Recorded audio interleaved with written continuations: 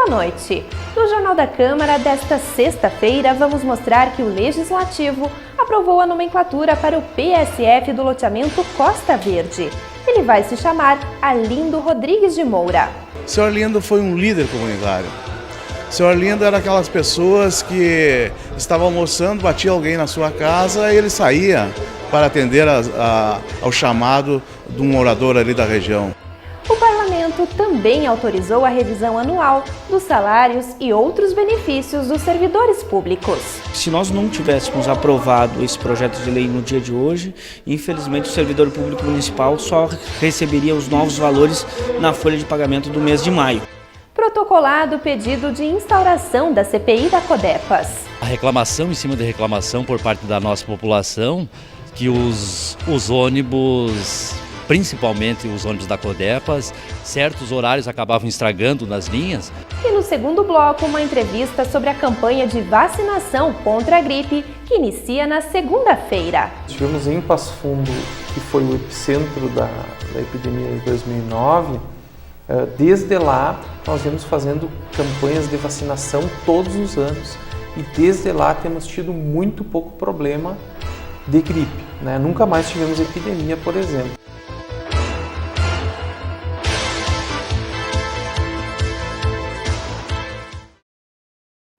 A Câmara de Vereadores aprovou na sessão plenária de quarta-feira 4 proposições. Na reportagem a seguir, você vai ver o que diz cada uma delas. O primeiro texto apreciado era de autoria do vereador Paulo Necli e denomina de Arlindo Rodrigues de Moura o prédio onde funciona o PSF do loteamento Costa Verde. O loteamento Costa Verde é localizado ao lado do loteamento Dona Júlia, né? Ali foi feito um PSF, né? E eu recebi, através de um abaixo-assinado dos moradores, né, um pedido para que esse prédio recebesse o nome do senhor Arlindo. Por quê? Quem foi o senhor Arlindo? O senhor Arlindo foi um líder comunitário. O senhor Arlindo era aquelas pessoas que estavam almoçando, batia alguém na sua casa e ele saía para atender ao chamado de um morador ali da região. O senhor Arlindo montava times de futebol para tirar as crianças da rua. Então, e o senhor Arlindo foi uma pessoa, assim, um líder comunitário, assim, que através desse abaixo-assinado a comunidade mostrou quem era o senhor Arlindo, né? Ele tinha um hobby também, né? Ele tocava violão. Em 1959, ele chegou até a gravar um disco com o nosso eterno Teixeirinha, o qual foi um sucesso absoluto, né? Então é uma maneira de nós homenagearmos os líderes comunitários, né, que deixaram a sua marca positiva na cidade, né? E hoje, graças a Deus, de forma unânime, a Câmara de Vereadores aprovou esse projeto. Também foi aprovada a moção do vereador Pedro Danelli. Ele está apoiando o projeto de lei do deputado federal Guilherme Mussi, que contempla com um salário mínimo as pessoas com deficiência. A gente conhece pessoas que ganham um salário mínimo, quando deficientes ou quando sofrem um acidente, e muitas não ganham, entram na justiça e não conseguem ter esse benefício. Esse projeto vem beneficiar praticamente todos, né, independente de quem possa trabalhar ou não possa trabalhar. Porque, na verdade, muitas pessoas deficientes ou portadores de necessidades especiais não conseguem trabalho. E a maioria são pessoas de famílias de baixa renda, que têm dificuldade para se manter, questão de medicamento, questão de transporte, questão de sobrevivência, de alimentação. Então é um projeto social muito bom e eu acho que isso temos que apoiar. A terceira matéria apreciada era uma moção da vereadora Cláudia Furlaneto. A parlamentar apoia a realização de cursos de Libras e tradutor-intérprete pelo Instituto Federal Sul-Rio-Grandense, o IF-Sul. Nós vivemos num momento importante na caminhada educacional no que se refere à questão da surdez, das pessoas com deficiência, enfim, nas suas várias áreas. Avançamos, precisamos avançar mais. Na questão específica dos surdos, de que trata essa moção, a gente traz para os colegas vereadores poder tomar conhecimento e também colaborar e apoiar a necessidade de podermos oferecer de forma gratuita, então, pela instituição IF-Sul, o Instituto Federal aqui de Passo Fundo, convênio com o governo federal, cursos de Libras e de tradutor-intérpretes de Libras, para que as pessoas possam conhecer mais a língua e possam sim se comunicar de forma mais tranquila com todas as pessoas, especialmente aquelas que não os escutam. E a questão do tradutor-intérprete, nós temos uma carência enorme de profissionais nessa área. Então é uma forma sim de incentivar também mais pessoas que busquem se profissionalizar, né? Aqui na Câmara vai ser um espaço que daqui a pouco tempo teremos aqui uma tradutora-intérprete, um tradutor-intérprete de Libras, para que a gente possa, de fato, essa casa seja uma casa do povo e que atenda a todas as pessoas. E o último projeto foi acrescentado na ordem do dia em razão da necessidade de urgência na aprovação. Ele traz a revisão anual dos salários e outros benefícios concedidos aos servidores públicos. O Executivo ofereceu 8,13% de reajuste. Toda a população de Passo Fundo, esta casa, acompanhou todo o processo de diálogo que foi feito entre servidores e Executivo Municipal, que culminou com essa proposta que chega à casa. Então nós trabalhamos no sentido de que, aprovando, e assim como está sendo, nós possamos já corrigir os valores dos salários dos servidores ainda na folha de pagamento deste mês. Se nós não tivéssemos aprovado esse projeto de lei no dia de hoje, infelizmente o servidor público municipal só receberia os novos valores na folha de pagamento do mês de maio. Esta matéria foi aprovada, mas o vereador Isamar Oliveira deixou registrado que votou favoravelmente sob protesto. Ele acredita que o índice oferecido ao funcionalismo público não é o ideal. Nesta mesma reunião, o vereador Marcos da Silva protocolou o pedido de instauração de uma CPI. O progressista quer investigar o motivo do suposto sucateamento da frota da Codepas nos últimos 5 anos. De outro lado, o líder do governo afirmou que as apurações devem ir além deste período. Por isso, Alex Necker deverá apresentar outro documento na próxima semana. A reclamação em cima de reclamação por parte da nossa população, que os ônibus, principalmente os ônibus da Codepas, certos horários acabavam estragando nas linhas e não tinha outro ônibus para repor. Então deixava a nossa população à mercê, não chegava no horário do trabalho. Então eu propus a instalação da CPI dos últimos 5 anos, porque lá em 2006 foi comprado 10 ônibus novos, então foi renovada a frota. Primeiro a gente precisa dizer que a Codepas é uma empresa que é extremamente importante na administração pública. Isso não é uma fala minha de agora, mas é uma fala reiterada inúmeras vezes. Segundo, é que se nós queremos fazer, e é o desejo do vereador que propôs o requerimento de CPI, se quer efetivamente investigar a situação da empresa, apurar se existe mesmo algum problema, nós possamos ampliar ela desde daquele momento que nós achamos que tem problema. O vereador quer investigar somente os últimos 5 anos. Nós não, nós queremos investigar a gestão que conduziu a Codepas nos últimos 2 governos e mais o prazo desse governo atual. Eu acho que isso, quem ganha com esse sistema, com esse período, é o próprio processo. Nós vamos apurar efetivamente o que acontece com a empresa nos últimos 14 anos. E isso vai nos dar elementos para dizer se a empresa teve a sua saúde econômica e financeira abalada em que período histórico dos governos, ou se efetivamente a empresa só sucateou os ônibus nos últimos 2 anos. Quanto aos vereadores da base que estão argumentando que teria que ser dos últimos 10 anos, eu passei com o requerimento por todos, não assinaram. Quem assinou foi 9 vereadores, tá? Então eu vou respeitar os 9 vereadores e a instalação da CPI da Codepas é dos últimos 5 anos, justamente sobre o sucateamento da frota que vem ocorrendo de 2010 para cá, mas que se agravou mesmo foi a partir do ano 2013. Segunda-feira nós estaremos protocolando na mesa diretora, junto à mesa diretora, o pedido de abertura de CPI pelos 14 anos.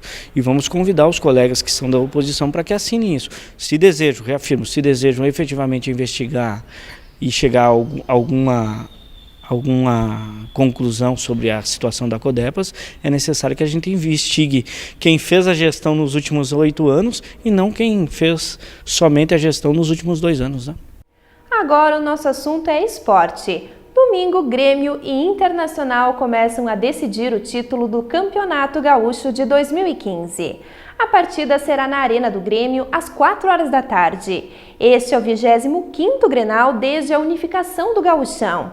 Nas vezes anteriores, foram 12 títulos para cada time. A grande final acontece no dia 3 de maio na Casa do Colorado, que teve a melhor campanha nas fases anteriores. E no próximo bloco você acompanha uma entrevista especial sobre a campanha de vacinação contra a gripe. Em Passo Fundo, cerca de 64 mil pessoas devem ser imunizadas.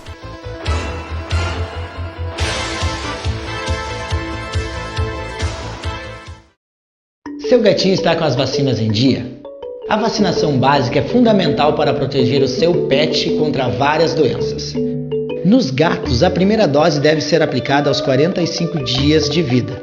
A segunda dose, 30 dias após a primeira, acompanhada da vacina antirrábica. O Compata recomenda o reforço anual das vacinas no seu pet. Fazendo isso, você garante saúde e segurança para você e seu bichinho. Quando você emprega uma criança ou adolescente para trabalhar na sua casa, você está tirando dela a oportunidade de ter uma educação e uma infância plenas. É um fato. Crianças que trabalham têm menos oportunidades e acabam sendo condenadas a passar a vida inteira desempregadas ou em subempregos. Quem emprega crianças mata a infância. Denuncie a exploração do trabalho infantil doméstico. Para mais informações, ligue 51 3284 3000. Uma campanha do Ministério Público do Trabalho no Rio Grande do Sul.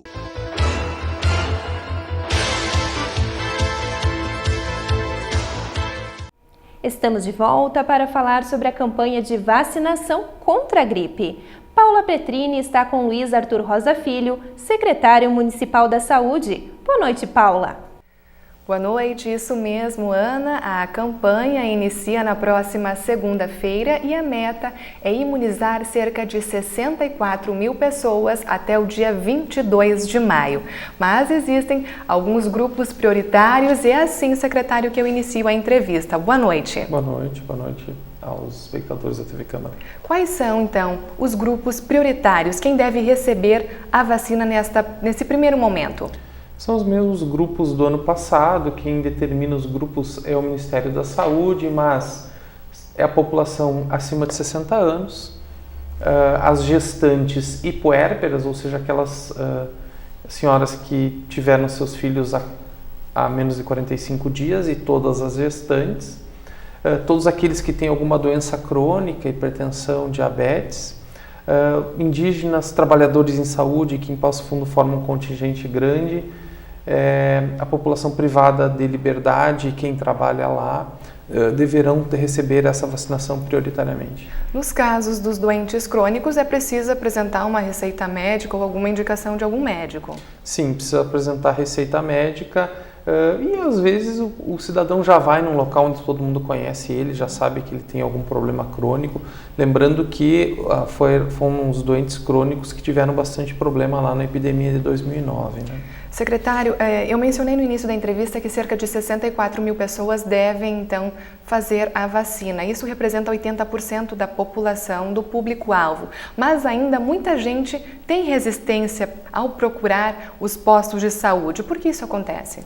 Veja bem, nós tivemos em Passo Fundo, que foi o epicentro da epidemia de 2009, desde lá nós viemos fazendo campanhas de vacinação todos os anos. E desde lá temos tido muito pouco problema de gripe, né? Nunca mais tivemos epidemia, por exemplo.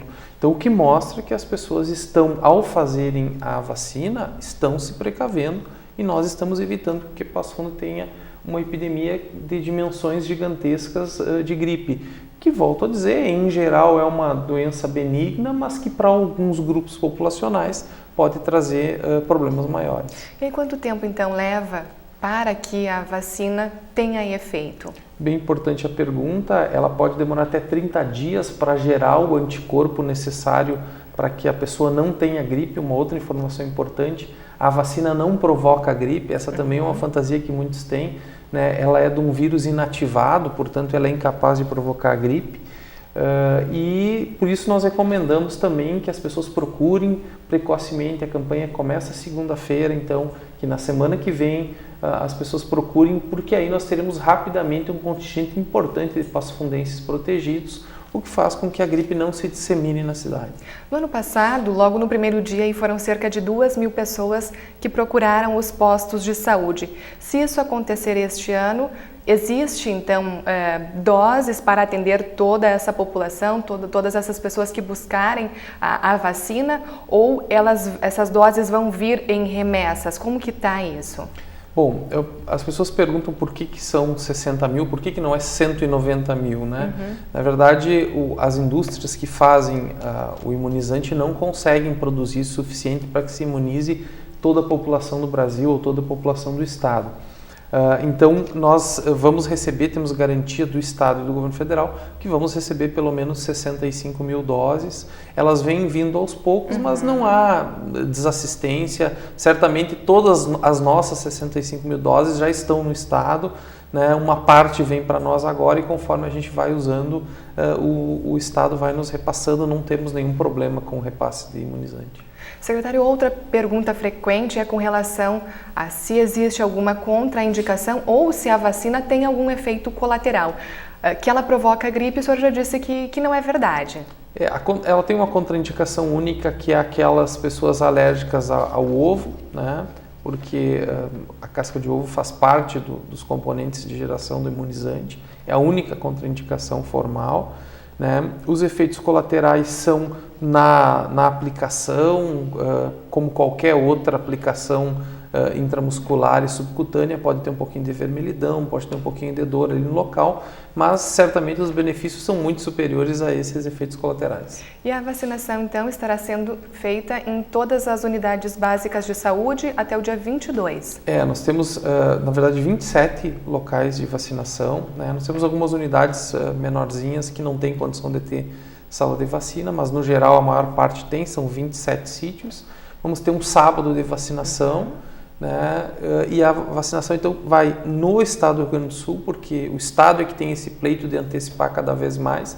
Começa agora dia 27 de abril e vai até 22 de maio.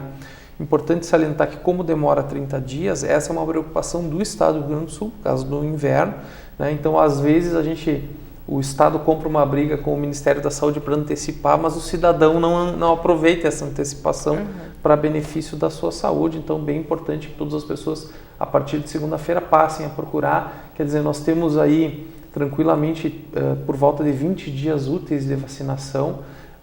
Então, dá com tranquilidade para todo mundo fazer, sem fila, sem nada.